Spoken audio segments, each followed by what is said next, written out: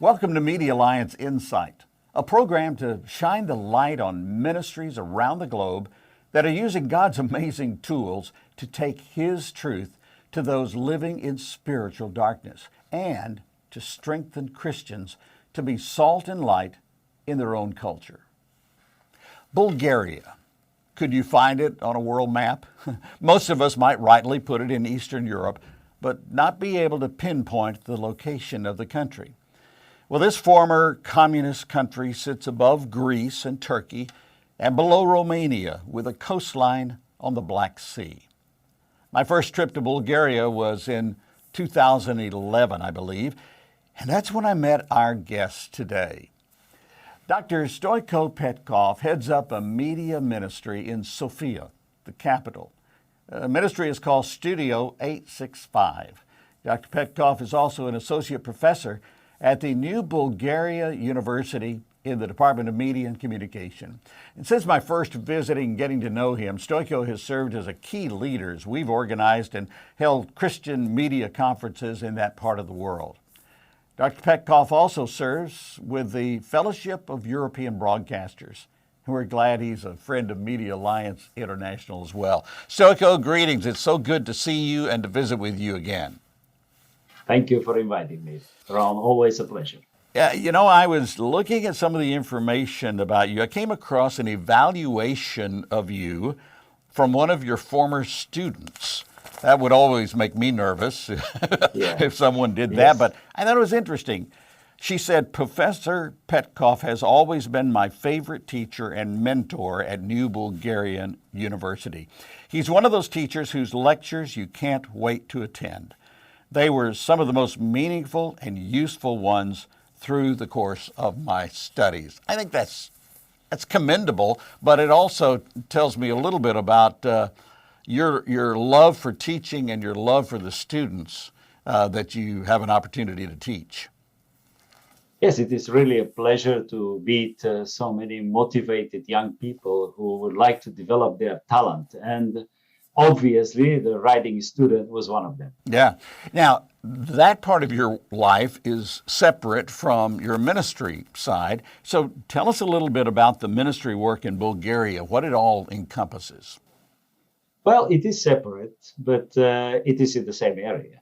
So when I am doing something for churches or for Bulgarian Christians, it is again in the area of media. So it goes back 32 years ago when with two of my friends from the church, we started to cooperate with Transworld Radio and produce as a freelancers Christian radio programs.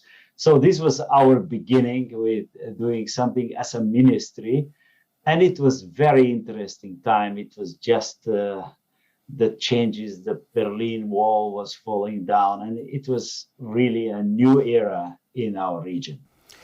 You lived through communist days. I know in our previous discussions you had family members that were persecuted because of their faith. If I remember correctly, Christians like you did not really have an opportunity for higher education. Is that right? Well, it was more the situation of my grandparents and my parents. They were really severely persecuted for their beliefs and not allowed to study, especially in university level of their education, because they were threat to the machine of communism, to the new so-called atheistic regime. And yes, my mother was not allowed to go to university, although she was an excellent student in high school. And also, when we talk about persecution, her brother, my uncle, was in prison for 1.5 years in the 80s because of distributing Bibles and Christian literature and Christian music in Bulgaria, which was illegal. Yeah, amazing. Now let's talk about your ministry, Studio 865. Does the name of the ministry have some sort of significance? Oh, yes, it does. It is a code. Of course, studio refers to a media house, a production house of some sort of content, media content.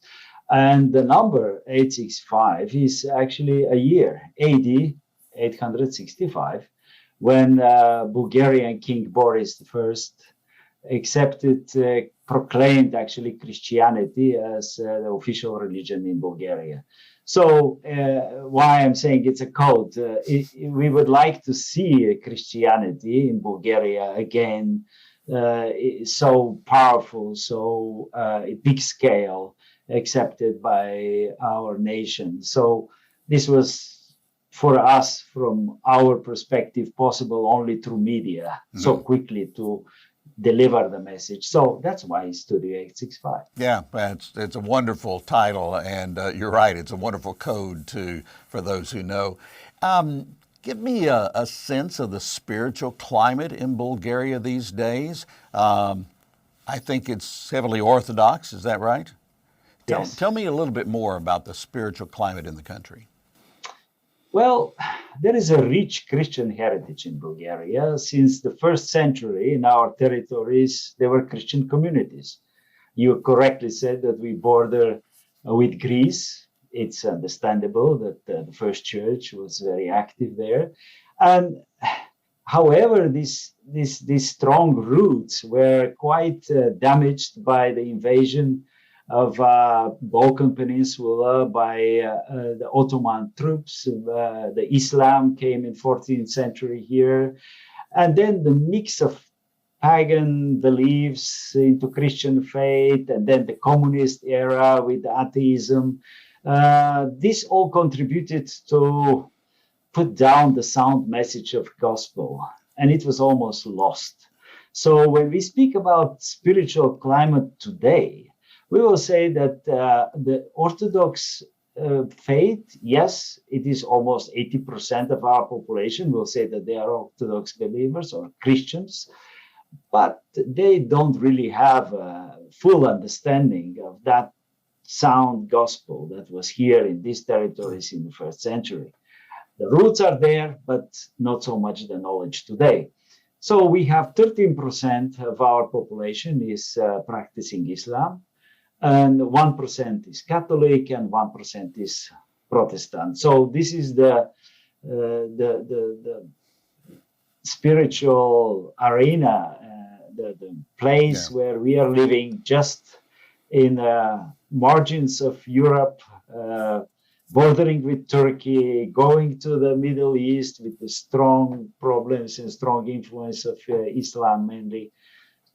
So this is our reality here. Yeah, you're really at a crossroads there with both religion and cultures in many, many ways. What are you doing in your media ministry to present the gospel in that kind of a climate? Well, we started, as I mentioned, with radio programs. And later we added also a TV program. For 13 years, we had a weekly Christian program on one of the cable networks here in Bulgaria. We started a Christian newspaper in 1995, and it's still continuing, although since 2012, it's only digital, only online available. But when I say only, I will say that actually it has a bigger audience. Because when it was on paper, it was circulated mainly among church members, but now it's accessible to everybody who is interested in the topics and articles that we publish. And we publish every day about 4 materials, which are either translation or are local, from local authors. So it is a strong content delivery that we still carry on. We also are very active on digital online platforms. We have a YouTube channel. We have also a lot of pages on Facebook, on Instagram, discussion groups. And this shows more or less my strong belief that digital is the strong tool for churches and Christian communicators to reach those who are searching for information, those who are searching for Christianity, to learn more, to find out more about the faith. Studio 865 had a anniversary last year. We tried to come, but COVID kind of knocked us out of being there to help celebrate with you on that. Tell me about your thoughts for the future for the ministry and the media opportunities.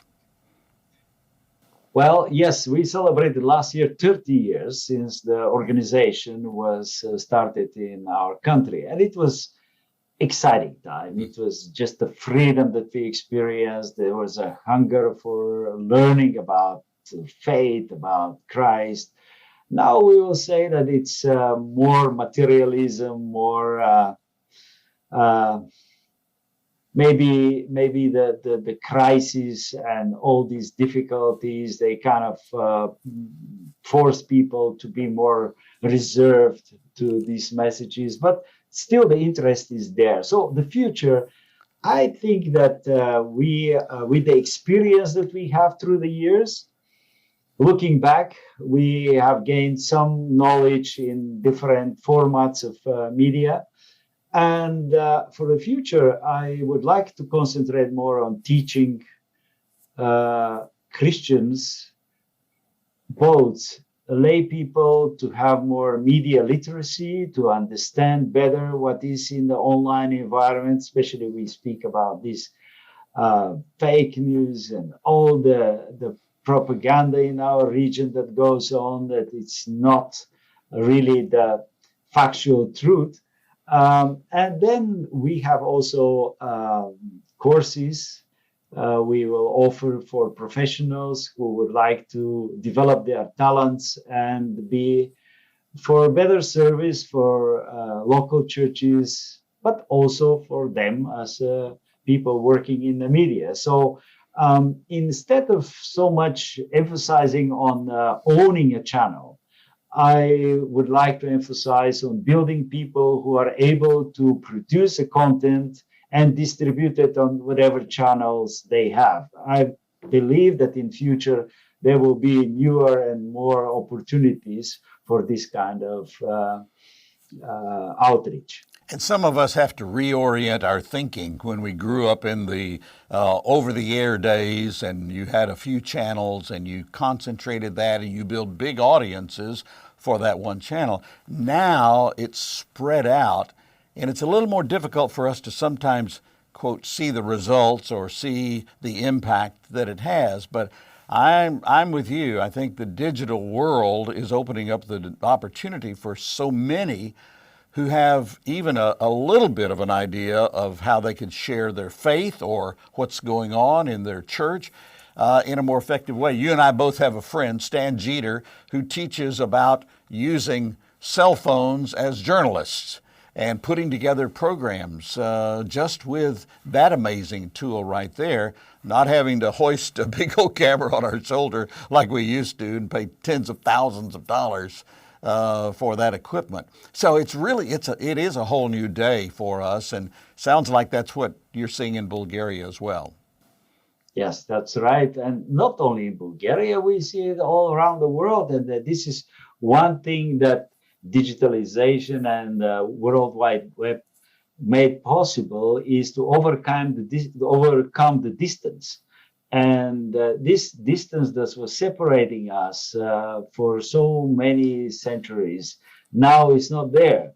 Well, I don't know how much good it is. Sometimes it's a problem, especially when we speak about the future development with metaverse and all the virtual reality and augmented reality.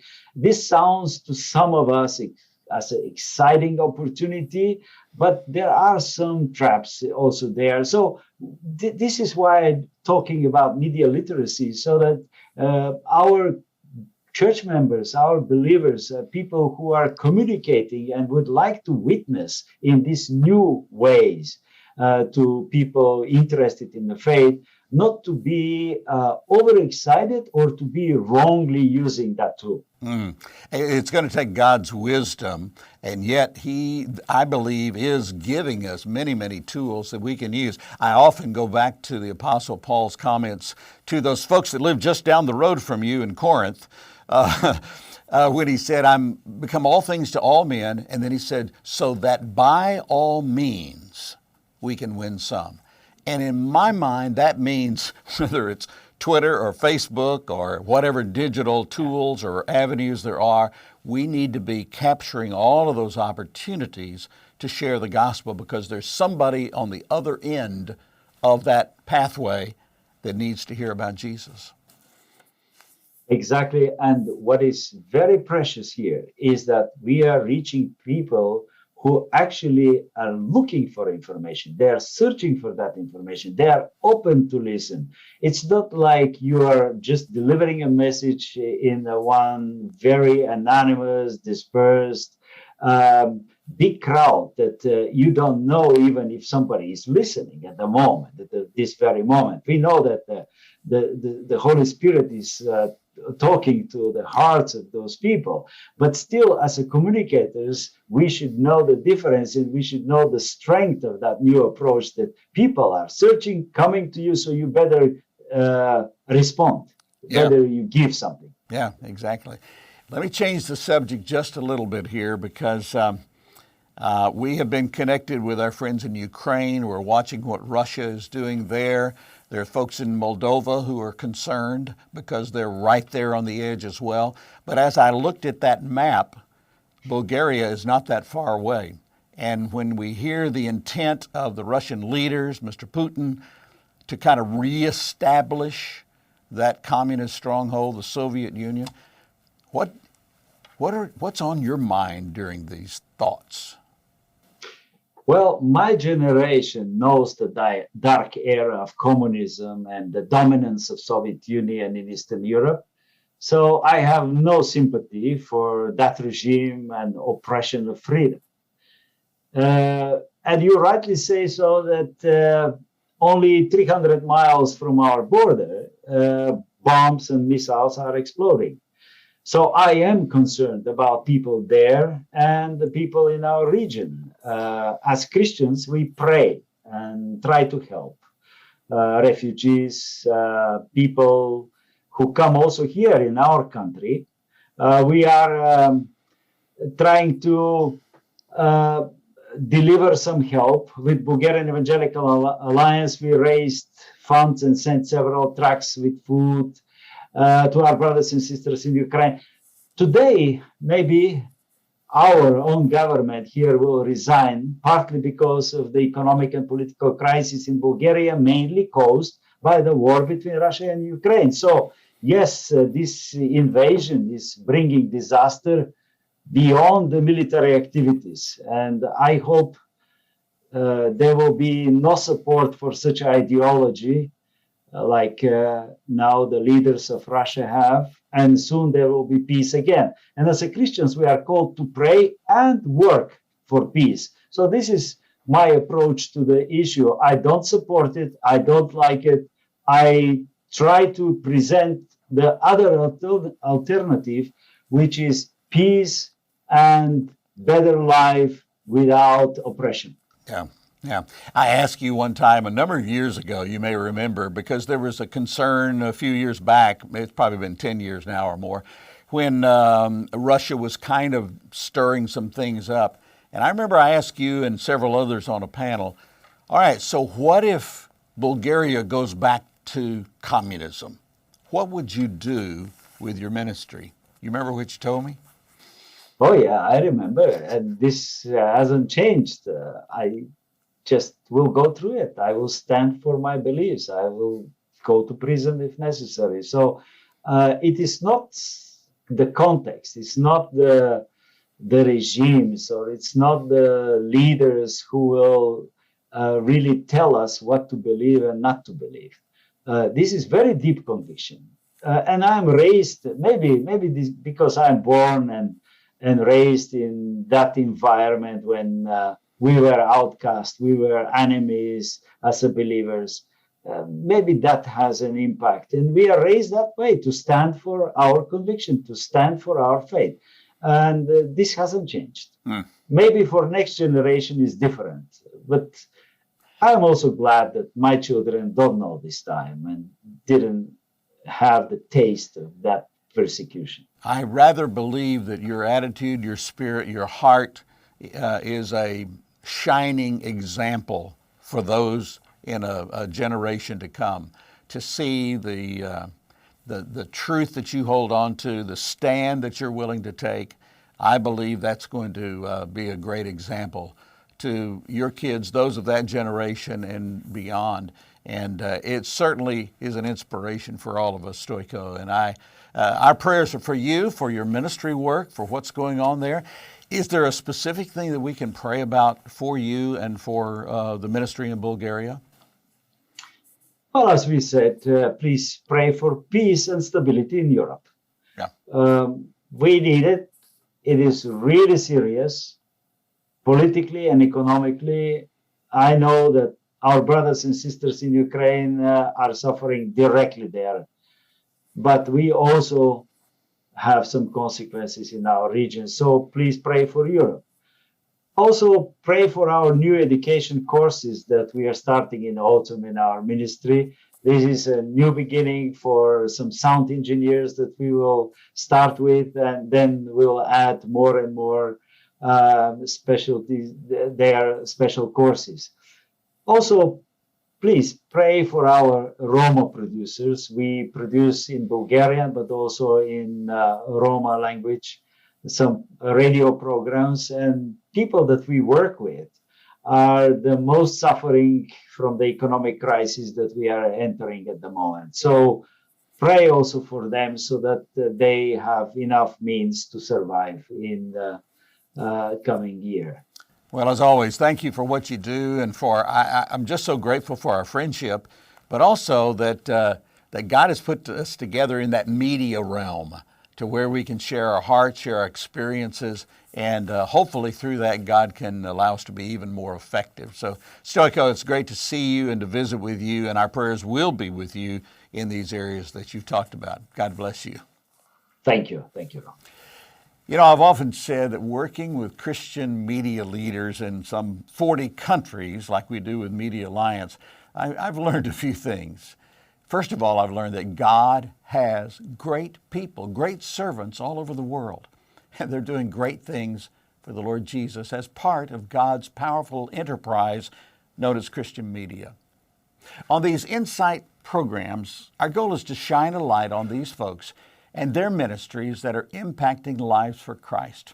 Dr. Stoyko Petkov and Studio 865 are doing just that. Put them on your prayer list and pray for continued freedom, for the gospel, and for effectiveness in ministry in Bulgaria, throughout Europe and Eastern Europe, and around the world. Thanks for being with us, and we hope to see you next time on another MEDIAlliance Insight.